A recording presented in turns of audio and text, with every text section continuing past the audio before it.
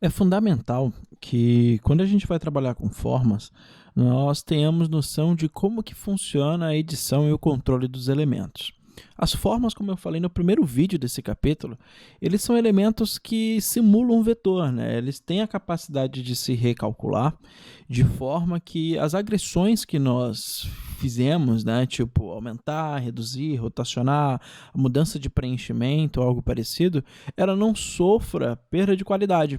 E isso realmente faz com que você tenha diversas facilidades. Quando você está trabalhando no modo Shape, não importa a forma que você está trabalhando, se é um retângulo, uma elipse, por aí vai, eles vão nascer a partir de duas propriedades básicas, que é a leitura de preenchimento, onde você pode escolher uma cor pré-definida, ou clicando aqui no Color Picker, você vai selecionar a cor e o seu tom, então algo bem tranquilo.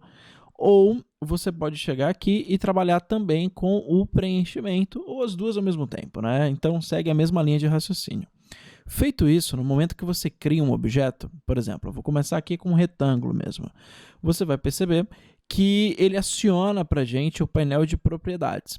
Esse painel de propriedades, que se eu não me engano ele surgiu na primeira versão do Photoshop CC, ou foi na CS6, né, essa maneira que ele se comporta, ele traz a facilidade de, depois que o elemento foi criado, eu estar mudando todas as propriedades básicas. Então, por exemplo, se eu criei um objeto sem preenchimento ou sem borda, eu posso chegar aqui e criar essa borda, tá?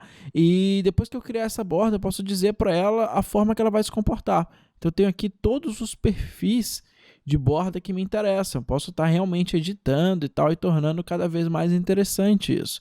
Então, eu tenho aqui a espessura, eu tenho a questão aqui da maneira que ela vai se dispor dentro do nosso elemento ou externamente. As extremidades podem ser arredondadas ou não, as quinas, né?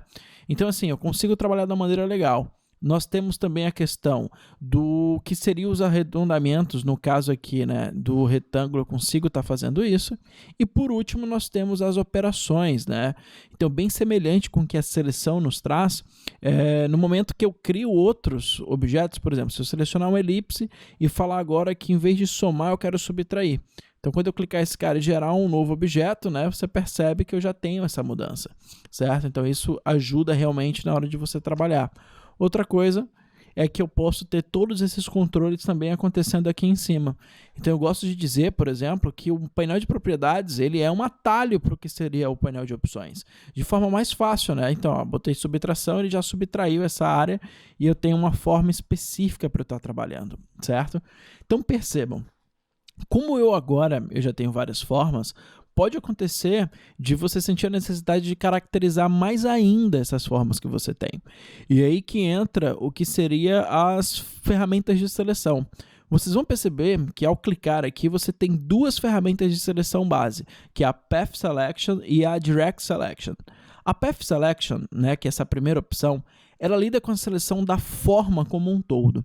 Se vocês olham aqui para a nossa camada selecionada, fica evidente que nós temos o quê? Duas formas coexistindo, né? Onde a diferença é que o comportamento delas é diferente. Tipo, a primeira, ela está tendo o objetivo de subtrair, já a segunda, ela adiciona, ela cria. Eu poderia muito bem pegar aqui a primeira e falar que eu quero somar. Eu crio uma nova forma para a gente e eu consigo editar isso. Como eu poderia também chegar aqui e falar, cara, não, é o contrário, eu quero que essa forma ela faça interseção. Então, eu só vou ter a visualização dessa área. Então, você já entendeu que a Path Selection ela lida como um caminho completo, né? O objeto por inteiro dentro de uma composição. Então, se eu boto aqui subtrair, por exemplo, eu já consigo ter essa estrutura acontecendo da maneira bem tranquila, bem eficiente, tá? Depois disso, eu ainda tenho a opção de você estar trabalhando com o que seria a distribuição dos elementos dentro da área. Então, por exemplo, se eu vim aqui e falar que eu quero alinhar verticalmente ou top edges, por exemplo, eu consigo estar distribuindo, né, os objetos da maneira que for mais interessante para o projeto e, óbvio, né, eu tenho realmente todo o controle de como vai funcionar.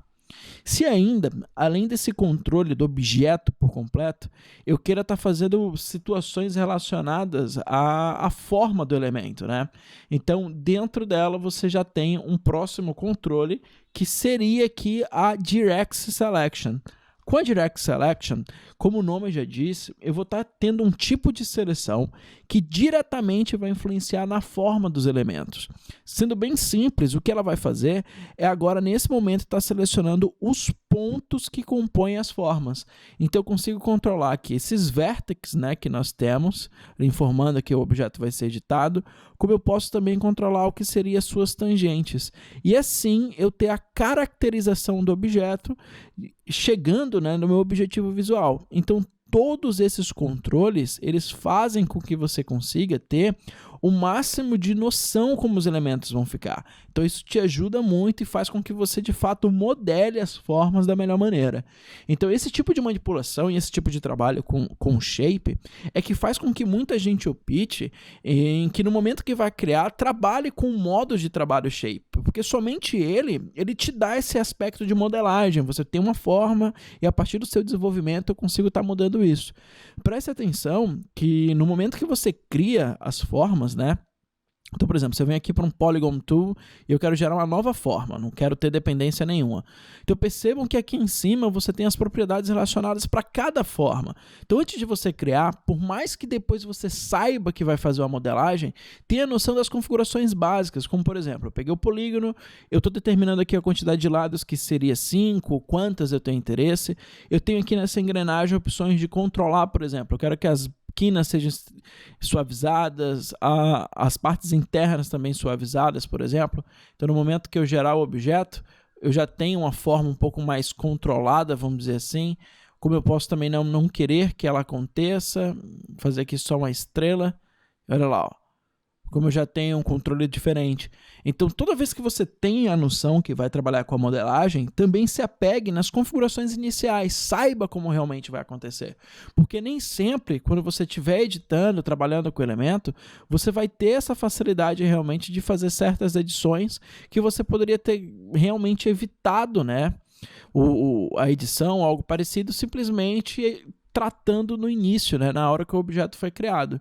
E assim tendo, né, uma conversa e um fluxo melhor entre o painel de propriedades, entre as ferramentas de seleção e assim por diante, ok? Então é isso, até o próximo vídeo.